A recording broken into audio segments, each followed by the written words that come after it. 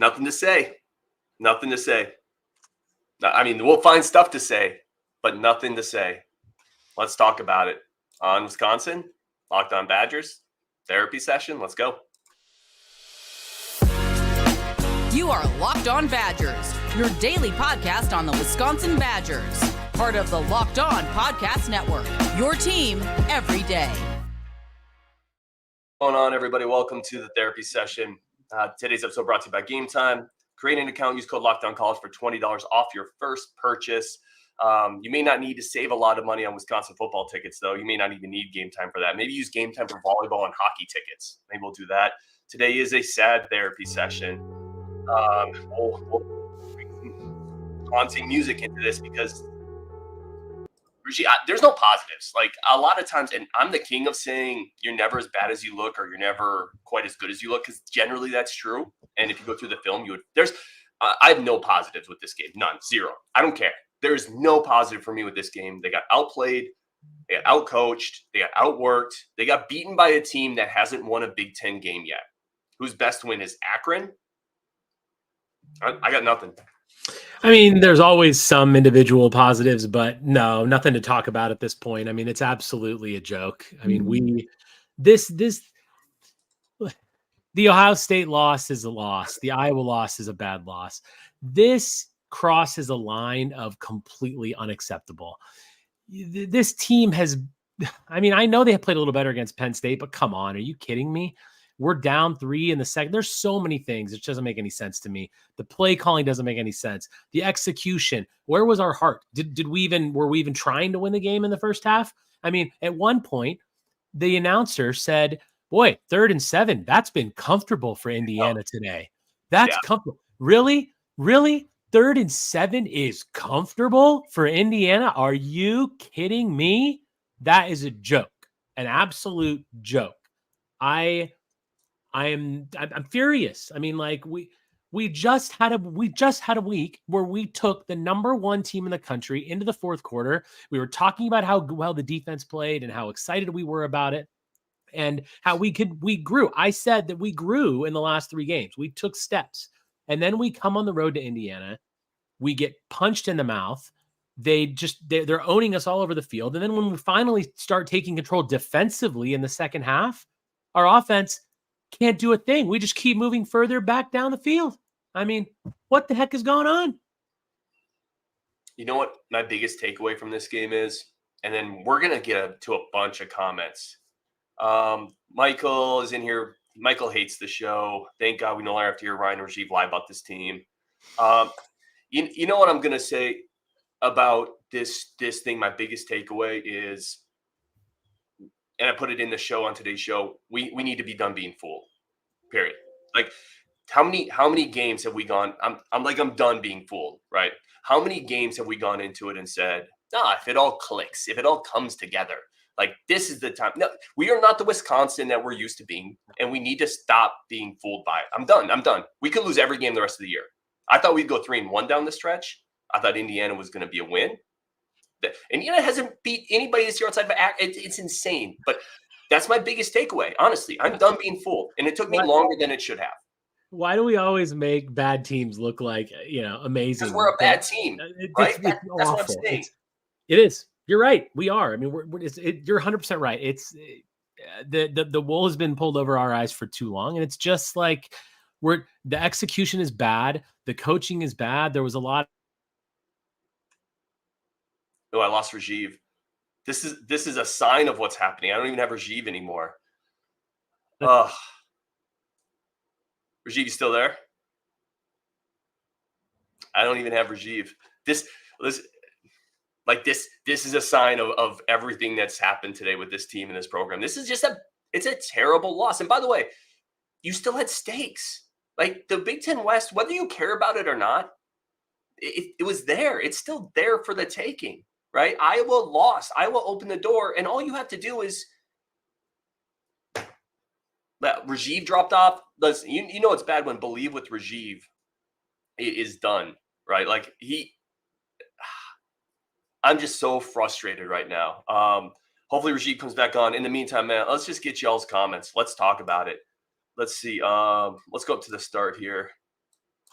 Let's see. Lots of comments, by the way, on Vakos, the field goal kicking. We're going to get into that.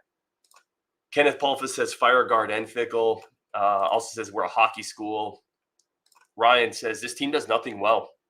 Can't run, can't throw. Defense looks like it's playing 7 out of 11. I think this is a good point, Ryan. Like, what does this team do really well right now? What is the hallmark of it? Playing discipline? No. Tackling? No. Throwing the ball effectively? No. Running the ball? Maybe was okay today. You could argue maybe that's what they should have done a little bit more of. Acker and Yak. The Yak attack had some moments, but yeah, what does this team do really well? I'm not sure what it is. As I said, Rajiv, even believe with Rajiv can't stay online right now with everything that's going on. So what happened is I was so angry that I hit my desk and everything just shut off. So I'm sorry about that, guys. I don't even know where we're. Yeah, no worries. Ryan put this up. He said, "What this team does nothing well," and I was just expounding on the fact that that's kind of true. Like, what is the best hallmark of this team right now? Nothing. What can we get on?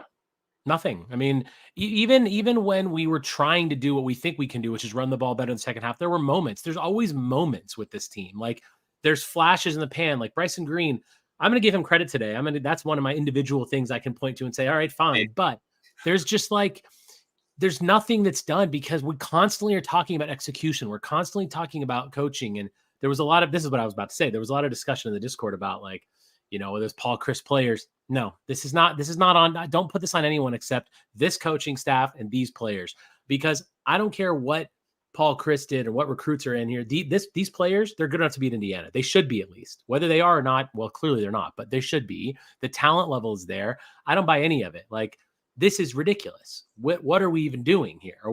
There's zero execution. There's zero heart. There's nothing happening in the right direction. And no, we're not good at anything. The only thing we were good at was our defense stepped up in the second half when they absolutely had to until they didn't at the very, very end. But I mean, it's like, how many chances do you need to score 3 points against Indiana?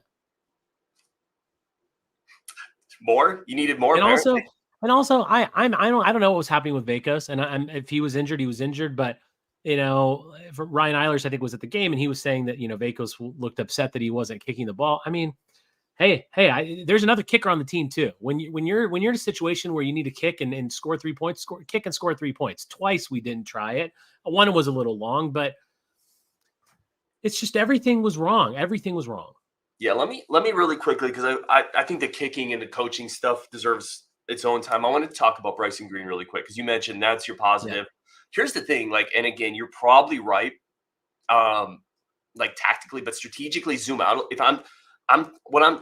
our standards have gotten so low, right? Our line has gotten so low. Bryson Green didn't even have 100 yards today. You know what I mean? Like this is like, did he do anything that a good Big Ten receiver wouldn't do today? He caught that one kind of slant that he wasn't that covered and nobody touched him and he ran to the end zone. He broke a tackle on an out route and got 12 yards, right? That I'm not discrediting your point. Like, he played well today. But our standards have gotten so low. We look at that, a performance where he went 4 for 94 and a touchdown, and we're just like, oh, man, because I had the same feeling. Like, he broke out. And then you look at receivers who actually have really breakout games. It's like 11 for 161 and 2 touchdowns, right? And it's not all on him. He can't do it by himself, but it is just a disaster right now. And I don't think you can sugarcoat it. Like, Wisconsin was almost a 10-point favorite today, right? And most of us, by the way, myself included, I got it wrong. Like, most of us thought Wisconsin would cover that. Why? I don't know why like I said, I am frustrated, man. I can barely get my words. I'm done being fooled. That's my biggest takeaway. Yeah. Yeah, I think you're right about done being fooled. And the one thing I would say about Bryson Green is I'm looking at it from a positive lens and just thinking that he's gotten better over the last few weeks. And I think he's starting to at least be a player on this team that we can rely on and depend on. But that's literally the only positive I'm going to say. And I don't know during the break when I was gone for a second, but let's talk about Braedyn Locke for a second. And I think that's something that deserves a little discussion. I almost felt like early in the game, it was like he knew that Mordecai dressed, and he was playing with more, knowing that Mordecai was like right behind him over his shoulder. And you almost could see that in his play. He got a little bit better as the game went on, but he did not play well. He did not play well enough. He made bad throws. He made bad reads. He held onto the ball when you can't take a sack in certain situations. I mean, they're at the 25-yard line and we couldn't even get points because we got pushed back twice. Like that, you can't do that. And in that moment, it's just that you see that he's still a redshirt freshman, right? And that's still there. But he had a bad game. And I'm not saying he's not the future of this team. I'm not saying he can't be a good quarterback, but this was a really bad performance. And even thinking like later in the game, as we kept getting the ball back, oh, okay, we can score here.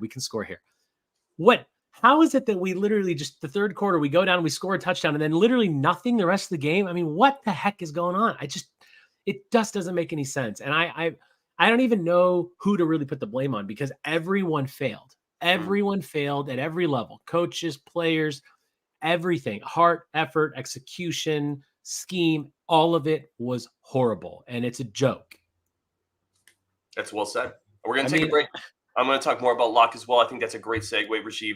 I think we should talk about that. I'll talk more about Vakos, talk about Yakimelli. I think there's a lot to talk about, plus a bunch of comments I want to hit. Rajiv, if you mind starring some that you think are great, we'll get to all of those. Yeah. But first, let's take a quick break. Talk about our friends of the show over at Gametime. Again, Gametime, listen, you don't need to use Gametime to buy football tickets. Go use Gametime to buy volleyball tickets, hockey tickets. Wisconsin is a volleyball and hockey school now, and those tickets are going to get hot. Use Gametime to go buy those tickets now before the prices go crazy. Gametime is your perfect place for all your tickets, the fastest growing ticket distribution marketplace in North America for a reason. Quick, fast, easy to use, and simple. You get pictures of the tickets and seats before you buy them. Fast growing, and you get last minute flash sales. Plus, you don't have to plan, like I said, months in advance, which is terrible for a guy like me. Snag the tickets without the stress with Gametime. Download the Gametime app, create an account, use code LOCKEDONCollege for $20 off your first purchase. Terms do apply. Create an account, redeem code LOCKEDONCollege for $20 off. Download Gametime today. Last minute tickets, lowest price guaranteed. All right, Rajiv, let's throw some comments up. What do you got, man? Yeah, so I think Ryan Bliss just says it right here. Injuries is such a lame excuse that I can't even rationalize. This was an all-time bad performance. No fight whatsoever, going through the motions. Yeah, I mean, after a big loss last week and an emotional loss and a loss that a lot of people could really say, and we said it right after the game, we took something from it. To come out and play like this and just play uninspired football at every level is just, it's really sad. And there's nothing that you can say. Now, the next one, Walter says 6-6 is in play. It's funny. Many times on the show, I've said that's crazy. We're not going to go 6-6. And up until pretty much the fourth quarter, I was like, that's not going to happen. But geez, like really now at this point, I don't think you can look at any game the rest of the season and think, well, that's going to be a win. I mean, Northwestern is playing better, and they're certainly playing better than this Indiana team, who was frankly awful, who's probably going to get smoked by Purdue at the end of the year, just to add insult to injury. But I mean, just it's absolutely ridiculous. Now, this is one that I want to put up here that even though we're having a bad show, I do want to disagree with this. Chris McIntosh made an emotional decision not to hire Jimmy. He made it for popularity and not for the program. Fickell doesn't know how to be a head coach in this league, even at OSU in 2011. I disagree with that. He did it in Cincinnati. He's still the right future for this program. Yes, I'm going to be the tiny bit of positivity. And just to say, this game does not concern me personally. If it concerns you, that's fine. It doesn't concern me about the future of the program, because I know that things will get better and we're just not as good as we thought we were. That's clear as day. I was wrong. Ryan was wrong. Justin was wrong. We were all wrong. Mm-hmm. We're just not that good yet. Our players aren't. These are not all of Luke Fickell's players, but he also underperformed too. Luke Fickell needs to take responsibility for this, no doubt. But I don't have any issue with the future of this program. I still believe we're going in the right direction. I know after a loss like this, you can kind of feel that emotional pull to think, oh, we need to make a change. But it's just, we're just not that good. We need to do what we can. And for goodness sakes, just win the dang axe back, please. Yeah. So just to wrap up those comments, 6-6, absolutely in play. Every game's a coin flip from here on out. I also, listen, Fickell's the right move. You know how you tailspin into oblivion in college football? It's to make knee-jerk decisions. You have to give Fickell time. Every national pundit loved this move. It just turns out it's a bigger rebuild than we thought. That's what it is. It's a bigger rebuild than we thought. I bet you it's a bigger rebuild than Fickell thought.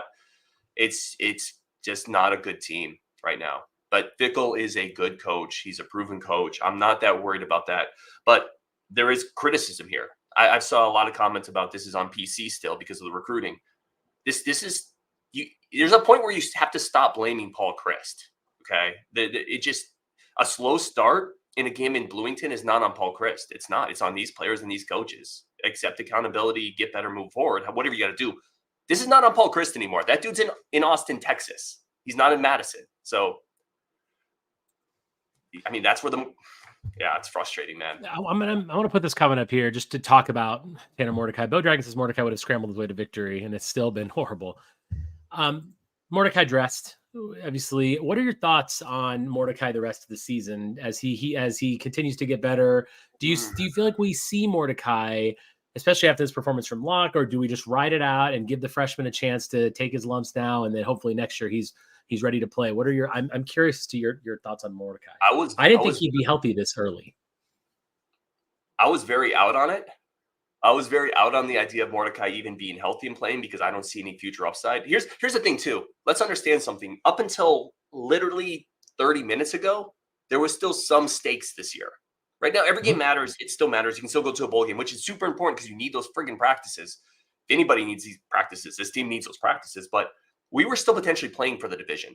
Like now, take those stakes out. I feel like the desire to play Mordecai is even less.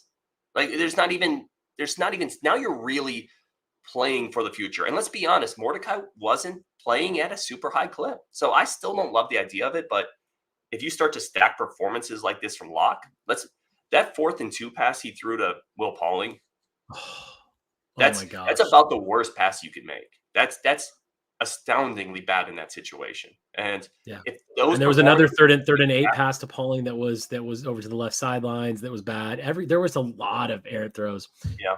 So I guess really quick, just to wrap it, is I was very against it, but if you can't get at least competent play from Locke and it's costing the team in very obvious situations, then I think you might have the coaches might be forced to, unfortunately.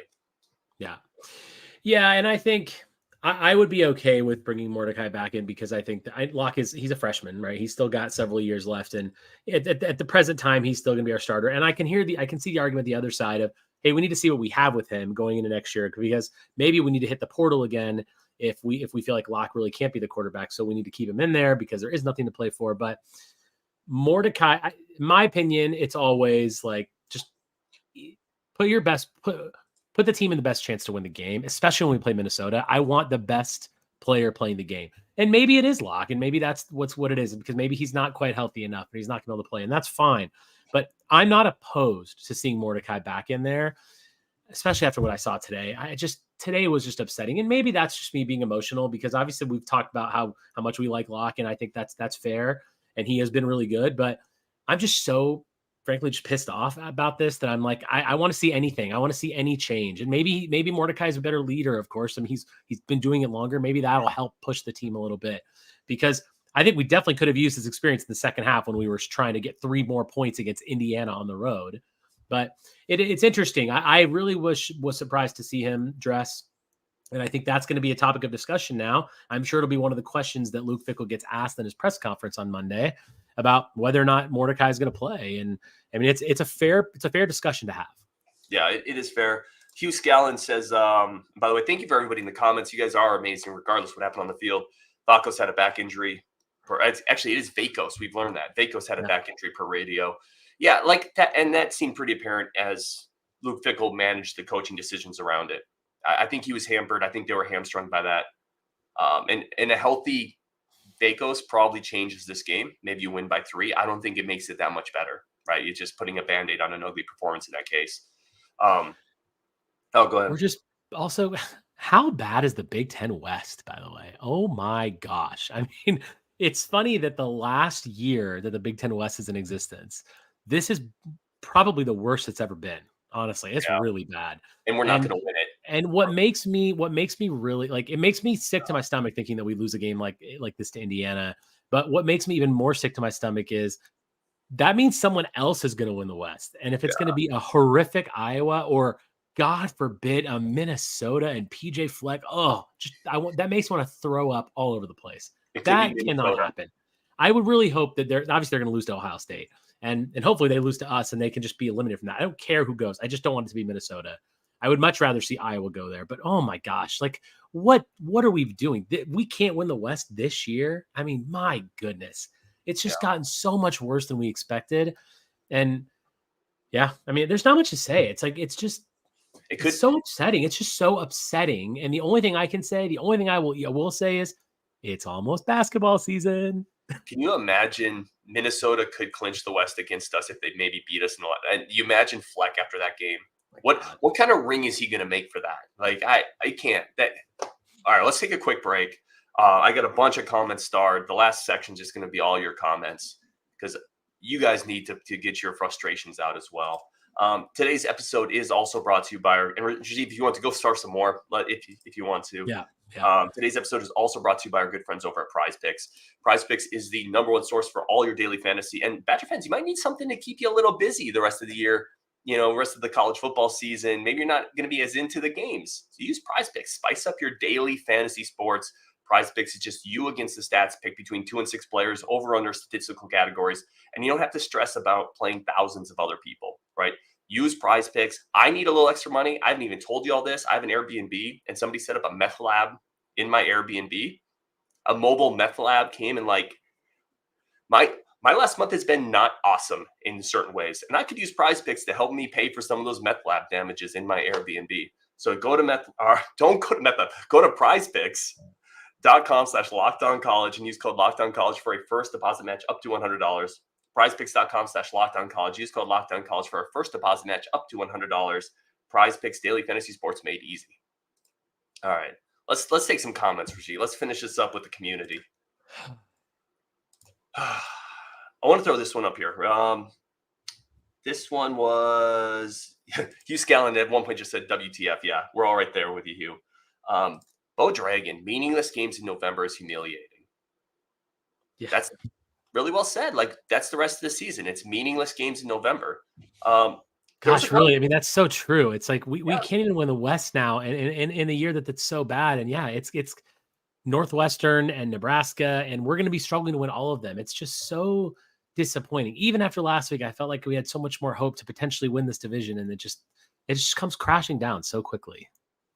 Kansas Pike says, just how horrible must Evers look? I mean, it's the quarterback room in general. It's not just Evers, right? Like, Locke is what have we heard from day one? Locke is the clear number 2, which means everyone else, Burkett, LaCrue, Evers, they're not really, at least if we listen to what coaches have said, they're not even really pushing Locke. So, I mean, it's not been the passing game hasn't been good enough, and that's a reflection of the quarterbacks. Now, I want to really quickly on Locke, Rajiv. I know you mentioned it. There's a ton of comments in the chat, comment on Klink, others who have said repeatedly, Locke's not the guy. Kansas Pike, too small, at least 4 passes tipped, bad decisions, horrible accuracy. I'm not out on Locke. I'm just going to put it out there. Yeah. One bad game in a young quarterback's career does not a career make. Yeah, that sounds right. I'm not out on Locke. He's a redshirt freshman. He has a lot of growing to do. We've seen signs of him making good plays. Yes, he had a bad game. He played poor. He made bad throws, but that doesn't mean he's a bad quarterback. I do believe that if you tell me right now that we're going into next year with Locke as a starter, I'm not upset about it. I think I'm okay with it. I think it's fine. Like, he needs to get better, and I think he will. I mean, he has the tools. He's played at a very high level in high school. He's now in the Big Ten, which is a massive, massive leap up, and it's going to take him time to adjust to that. I'm totally okay with Locke. I think it's just the emotional reaction to what we saw today, right? Which is fair. I mean, it's totally fair for everyone, in my opinion, to just, say everyone needs to be benched and everything needs to be changed. I get that feeling, because when you lose to Indiana, a team that we've lost to basically, 3 times in my entire fandom, it's not something to be proud of. And it is going to make you react emotionally. And I hear that. David says it's not one bad game, it's 3 games. I think nobody wants to hear this right now, and I don't even want to say this right now, but he's played Iowa in 2 Big Ten road games and Ohio State to start his career as a redshirt freshman. And here's the other thing. I said this with Mertz, by the way. There's a comment in here with Mertz. Where is it? David Dennis Schmel says Mertz has 17 tutties, 2 picks, 2,400 yards for Florida, and a smoking girlfriend. Mertz is living good right now. I said this when Mertz was here, when he left. I said this ecosystem was terrible for Mertz. Mm-hmm. The pieces are, let's be very honest, look, Locke needs to play better. The pieces around him haven't been great either. Receivers haven't helped him. The offensive line's not been great. Can we stop throwing swing passes to Jackson Aker? I mean, the defense was reading it so clearly, and he still threw it. Like, what the heck is going on? I just don't think he's had a lot of help for a young quarterback. Yeah, I mean, and Brandon says, "Oh, come on, guys, seriously, Locke is clearly not the guy. Just accept it." It's too early. You can't. I don't think you can say that he's not the guy. That's my thing. I mean, if you want to say that he's not the guy, that's fine. But I think it's too early. I mean, he's played 3.5 games, and he had a great comeback in the Illinois game. Got a lot of good experience. He played against the number 1 team in the country, and played okay, not great. So look, if this continues, then fine. Then Locke's not the guy. But I think it's too early to say that he's not the guy. But again, I understand the emotion, because given this performance, it makes sense. David Lasky says excuses for crap play. Or there's no excuses. Like, There's no excuses. Yeah. I think maybe people are hearing Locke is young as an excuse. It's just a reason. Like, it's just young players don't play as well sometimes, and you don't write their career off. But there's no excuses. This team was crap today. Locke was crap. The passing game was crap. The offense was crap. The defense couldn't tackle. We haven't even talked about the defensive tackling regime. They got better in the second half, but in the first half, they couldn't tackle anybody. I mean, literally, yeah. We should like that.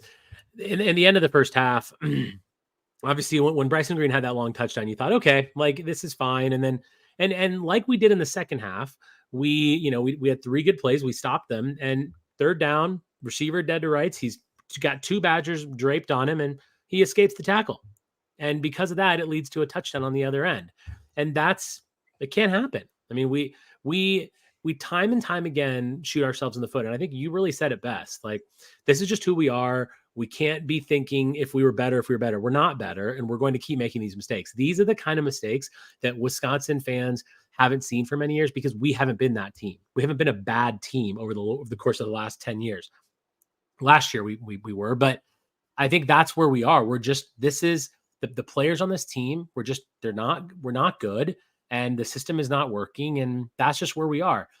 We have been spoiled with good football for a long time, and struggling and maybe frustrating football at times with our offense. And I'm not saying it wasn't, but for the most part, we've had the most wins and against most teams in the conference. But now we're just kind of one of those teams, like our competitors, like Minnesota and Nebraska and Iowa in the West. They're struggling. We're not very good, and we have to suffer through it. And I'm really just continuing to believe that Luke Fickell will bring us through this. And on the other side of it, when we get more recruits, and I think he's doing a good job with that, the future of the program is still bright. But yeah, we're just not there. We're going to keep making these mistakes. We're going to keep having penalties crush us on every drive. It's just, can we find a way to win these last 3 games, or 2 of them, or whatever? Can we win the axe back? But it's not going to be a situation where we're just miraculously going to get better, because we're not. There's no doubt about that. Now, this game proved that. Here's the truth with quarterbacks. Unless you're a great quarterback, I'm talking like first, second round pick quarterbacks, you can't elevate everyone else around you. Everybody hated Mertz. I'm speaking in general terms here, and hate as in terms of we were frustrated with Mertz. And now he's doing really well at Florida, and people are like, we should have kept him. Well, what changed? Mertz didn't change. The pieces around Mertz changed. Right now, everybody is down on Locke and saying, well, he's just not the guy. And I'm telling you, if he had better pieces around him and better things around him, maybe he would be. I'm not saying he is. I'm saying we don't know. And it's the same argument with Mertz. Mertz wasn't going to be successful here, and suddenly he's successful. He's the same quarterback. He didn't get an arm transplant. Like, it's just frustrating, man. Yeah. And I'm not, listen, by the way, if anybody's out on Locke, that's totally fine too. I'm not telling anybody what to think on Locke or not. I'm just saying I'm not done with him, but he has to get a lot better. And next year, I'll say this, they should go in the transfer portal again next year and find another quarterback.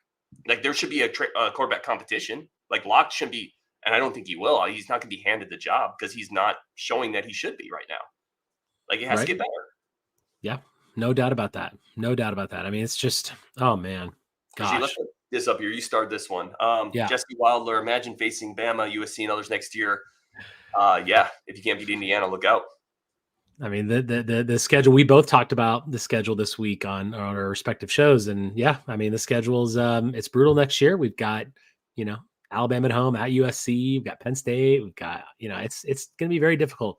We've got to get a lot better. And I'm hoping that some of the freshmen that are going to play next year, freshmen this year that are going to get into the team next year, guys like Tretch and Jamel Howard, and I hope those guys are going to make a difference and we're going to see things happen. But our players are not playing well, and I think a lot of it does it's going to continue to fall on the O-line. I mean, I think the O-line played okay at times in pass protection tonight, but in general, once again, like there are times where you're letting Indiana's defensive line look like they're manhandling us and getting the best of us up front.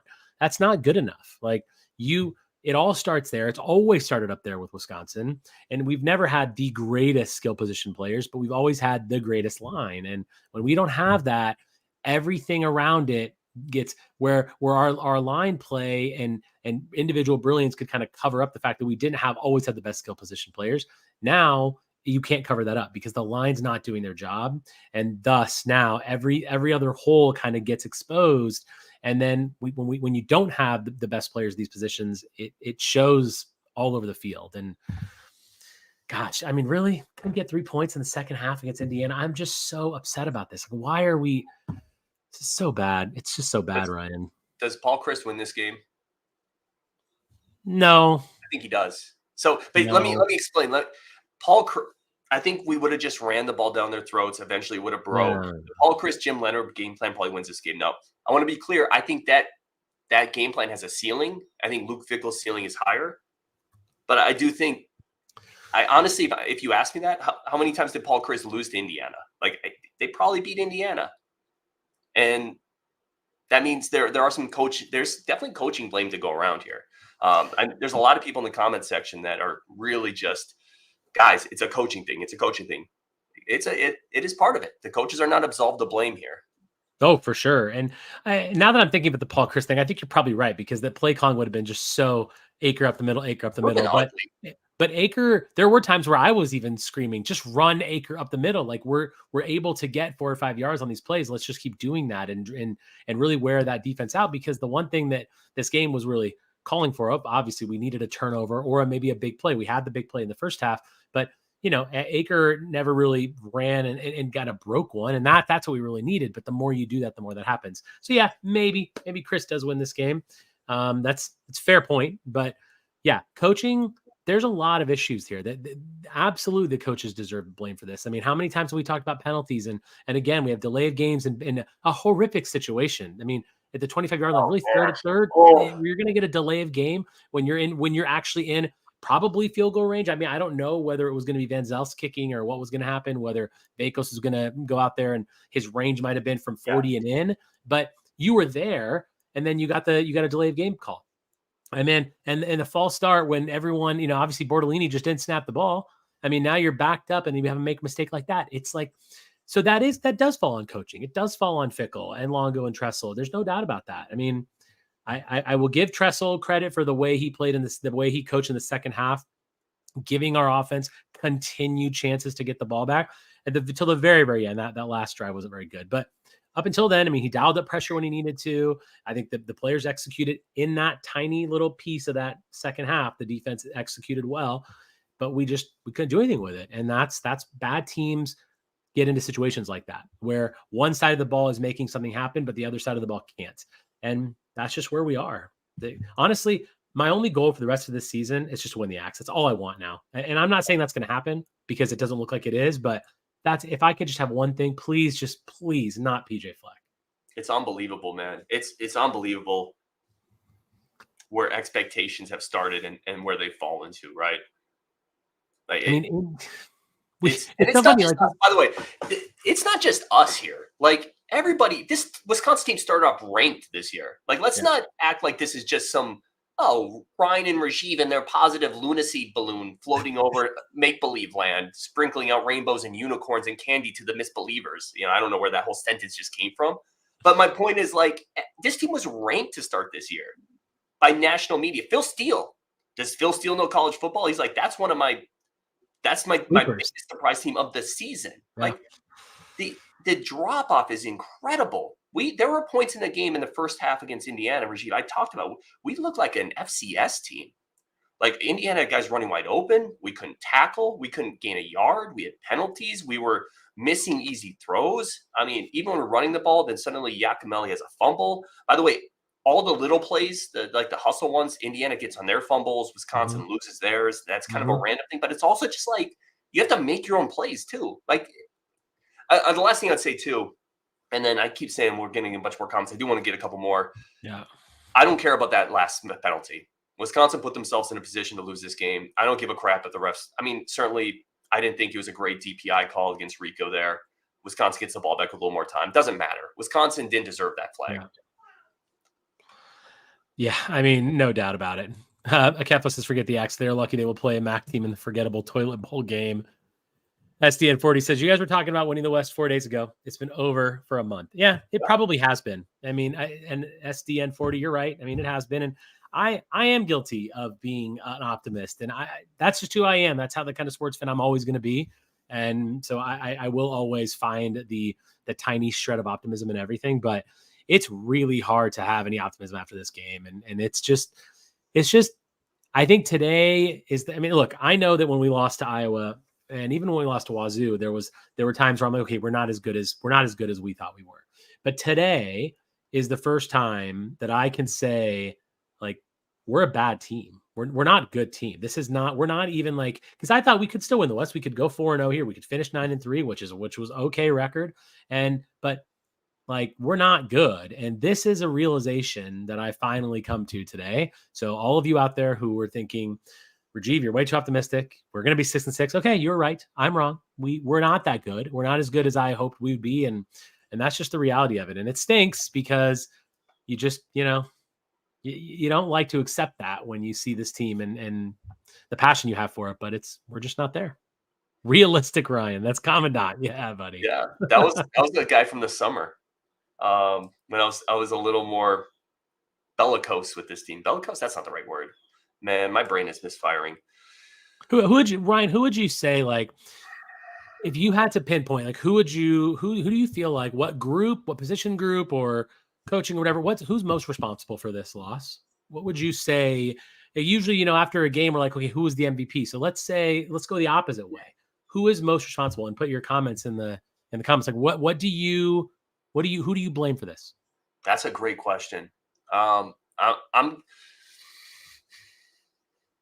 gonna go with. Can I pair it up? I'm gonna go Longo and Locke. Longo and Locke. Because Longo's the quarterback coach, Locke is the quarterback. I think at the end of the day, you knew you were going into a game without Braedyn Locke and Jase Medical. Let's be realistic. If I told you you're going to get about 100 yards and 4.5 per clip from Acker and Yakimelli on a road, you would take that, right? You would take a good effort from the two of those. So it was the passing game to me, and some just blatantly bizarre calls. Like there was like the Vinny Anthony reverse was great, but do we never need to see the constant just pitches out to Jackson Aker? It doesn't work. It hasn't worked all year, really. The deep outs on 3rd and 3. Those are such difficult plays. The reluctance to push the ball downfield whatsoever for most of the first half. The quarterback sweep I didn't like. And I'm not just picking up plays that didn't work. Like you can see in the comments, some of these, I'm like, I don't like this. So to me, that's where I go with it. To me, this is an offensive loss. You gave up 17 points. Well, 20, but you should win if you give up 20 points, right? That's where I go. Yeah, I'm with you. I would say Fickell and Locke. I think Fickell. I mean, and a lot of people in the comments, by the way, thank you for all the responses. A lot of people are saying Longo. A lot of people are saying Locke. A lot of people are saying Fickell. Fickell definitely deserves the blame because look, we weren't up for this game. We weren't ready for this game. We weren't playing our best. We weren't, there emotionally. And I think that falls on coaching, is that effort and how you start that game from jump. I mean, we got owned in the first half. 17-7 is a joke. Like that falls on the coaches after a good performance last week against Ohio State. So, and then, I mean, I think Locke he just had a really bad game. And also, one thing that we have not seen from Locke, or at least I can't really remember, is missing open guys.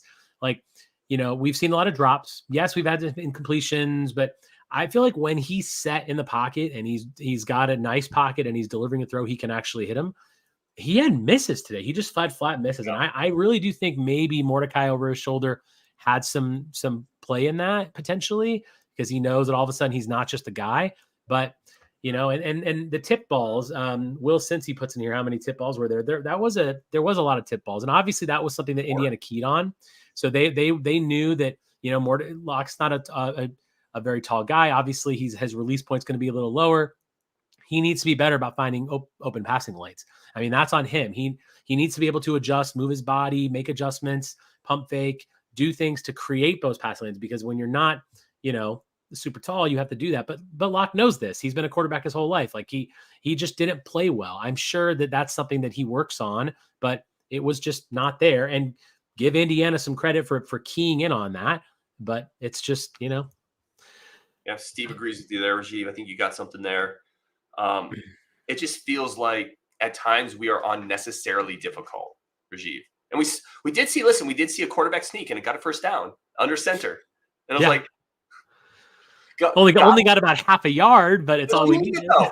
God love Derek Reid, who knows more about football than I do. So this is not a shot, but like sometimes that simple stuff does work, right? Sometimes I am just beside myself. I hate this loss so much, Rajiv. Like this is just a soul shaker.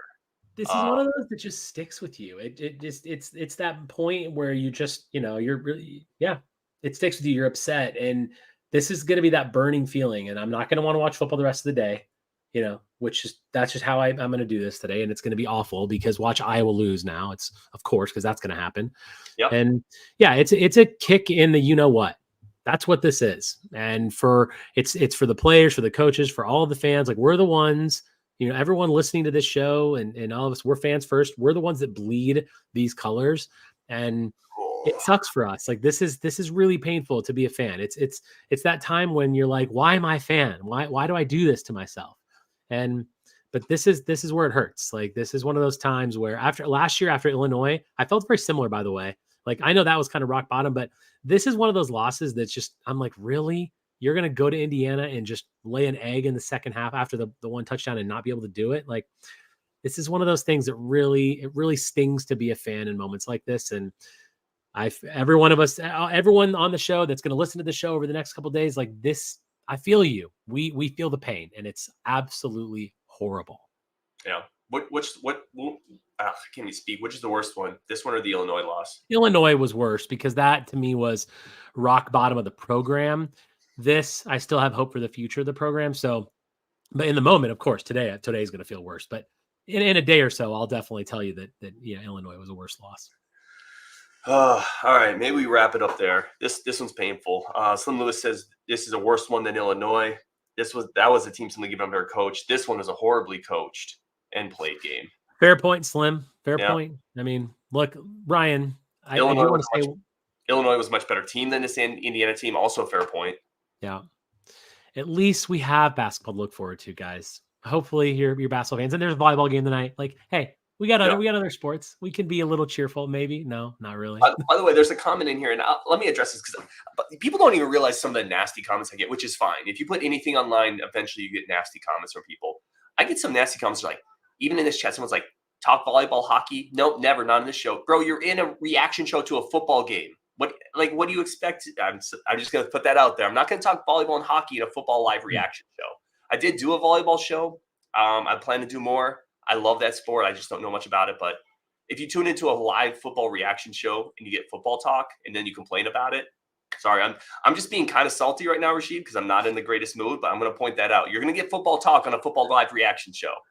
To be fair, like we also, Justin and I don't really talk volleyball and hockey on the Bucky Report either. And it's frankly just because that's not a sport that I really follow. Like I do watch the volleyball team and I will talk a little bit about it, but I don't follow Badger hockey. I went to the Kohl Center when I was there and I went to a few games, but it's not something I really follow that closely. And I want to be able to speak about something that I follow. But if people are out there that that do follow it and there's content out there, please go follow it. It's great. I mean, I think I look forward to watching more of it, but it's just not something that I know a lot about. I see you, Mark. Thank you for that. For the record, too, my volleyball show I did with one of the student announcers, it got 30% views of what a football show will do. So for everybody telling me you got to do volleyball and your show will blow up, I would love that to be the case. It wasn't. And it's not a knock on volleyball. The women's team is incredible, obviously. All right, Rasheed, I think maybe I'm losing my focus. I still have a bit of COVID. Doggone it, man. Oh, my gosh. This is Slim Lewis. I do appreciate though. Please get more critical of the program when deserved. I hear this, Slim. I hear that, and I think we do get that a lot. But I think that it's, I'm like I said, I'm still an optimist at heart, and I'm never going to be super critical of everything. But yeah, this is one of those examples where I'm going to be critical, and we have been, because this was awful. There's nothing good that can be taken from this, and that's fair.